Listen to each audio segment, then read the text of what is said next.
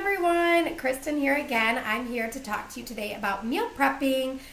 What is it and how are you going to be successful with it? So first of all, meal prepping is basically just planning ahead for your week, getting any of those tedious tasks that can be done ahead of time done. And then the second big piece about this is what I like to call grocery shopping with intention.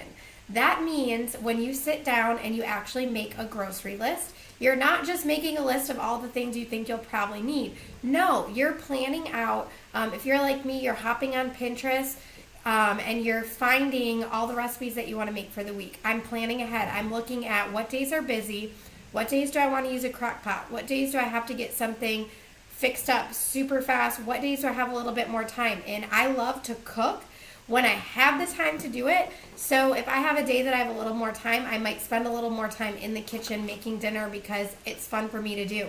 Guess what? If it's not fun for you to cook, don't put yourself through it. Keep it simple. There's a lot of simple recipes out there. There's a lot of chicken and veggies, or, fish and veggies and a fruit on the side or whatever. You can keep it simple. But if you don't want to, you don't have to. You can mix it up and you can still eat healthy while you're doing that. So sit down, make your grocery list, plan ahead for your meals, figure out exactly what you need of everything. It's going to help prevent you from filling your cupboards up with the junk that you don't want to be eating and that aren't going to tempt you. And it's also going to help make sure that you're not wasting food because you're throwing it out when it goes bad. Fresh fruits, veggies, meats, all that stuff is so good for your body. And guess what? It goes bad really fast because it breaks down, which means your body doesn't have to work as hard. So those are the foods you want to be eating. Those are the foods that are going to fuel your body. And if you're not planning ahead, those are the foods that you're also going to be wasting a ton of money on because you're buying too much. And I used to do that a lot. So take the advice from me, plan ahead, figure it out. It might take you a week or two to get in the groove and know how much you need of everything. Or if you're cooking for multiple people, it may be more of a problem-solving thing. You may have to run out to the grocery store one or two times during that first week because you didn't plan enough ahead or you forgot to get something. But all those little tidbits are going to get easier along the way. It just takes time. It takes practice, just like anything else. So plan ahead. The next thing, for those of you, a lot of programs are using the containers now, but if you got the All Access or the 21-Day Fix, or I think Core de Force has them too, but you should have got these fun little containers, and I still use these. I absolutely love them because they're fun and they're easy to use, but you need to use them correctly. To stay on point with your nutrition throughout these next few weeks, you want to be mindful of your portions. We're not counting calories, people. We're counting whole foods that we're putting into our body. So one thing I do every Sunday, or sometimes, I guess not every Sunday because I usually do a few weeks at a time, but my little purple containers get filled repeatedly and dumped into a nice little freezer bag. And it's perfectly portioned out with my purple fruit container. And then every morning, I take out one of those baggies and I dump into my blender cup, pour in my shake. I use water typically because it's just what I like, but there's a million different ways that you can make your shake. But that's my simple morning. Sometimes I put all strawberries, sometimes I mix it up. So when I'm using this, I'll put some pineapple and some strawberries in there, and that's still one portion of fruit. You can mix and match. It's allowed. You can have fun with it. I love carbs. This is something that took me a really long time to kind of combat. So I have to measure out a lot of my carbs or else I'm going to eat too many of them. So I'm very mindful of that. You also have your healthy fats, your avocado, your cheeses, all that good stuff. Your nuts and oils, your dressings, peanuts, whatever you like to eat. Proteins, and then you have your veggies. Plus you get a teaspoon of either like a vegetable oil or olive oil, vegetable oil, peanut butter, something. It's all in your guide. If you have questions, just ask me.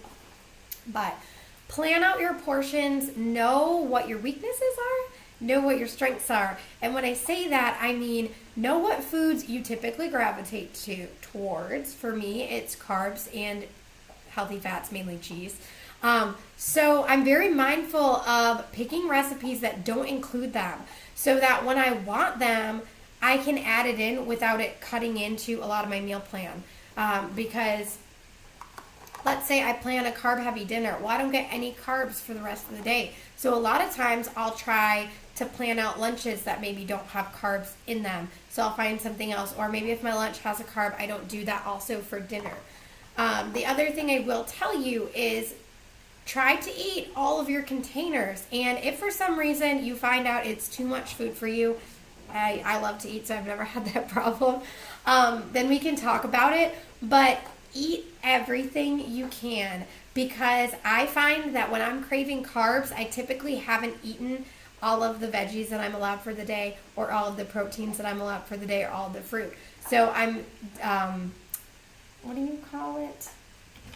Depriving my body from something that it needs. And typically that means it's going to crave something that I don't need.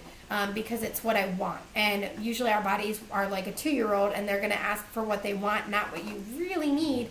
And you, as the parent, or the adult with the mind that is controlling what your body is telling you, are going to be smarter than that. You're going to give it what it needs, and then see if you are satisfied, or maybe you need something else. We can combat everything. So be mindful of that. Plan to spread out your meals throughout the day. I do my shake for breakfast because it's easier for me, but you can have it for a snack. You can have it for dinner. But I also try to pack myself snacks in the afternoon because I know I'm going to get hungry, especially if I'm working late. So plan out your meals. I will help more with that. And then the final thing I wanted to say is these are like the greatest thing ever. I dislike spending more money than I have to, but these were totally worth the investment. I literally went on Amazon and searched meal prep containers, and I found the cheapest ones that I could find, so I got the most bang for my buck, and I love them. I can put them in the dishwasher, and I can also pack 4 lunches at one time. I stack these puppies on top of each other, slide them in the fridge, and then I have one to go for each day, and it fits perfectly in my lunchbox, which is also a cooler. So I'm ready to go. I eat in my car a lot.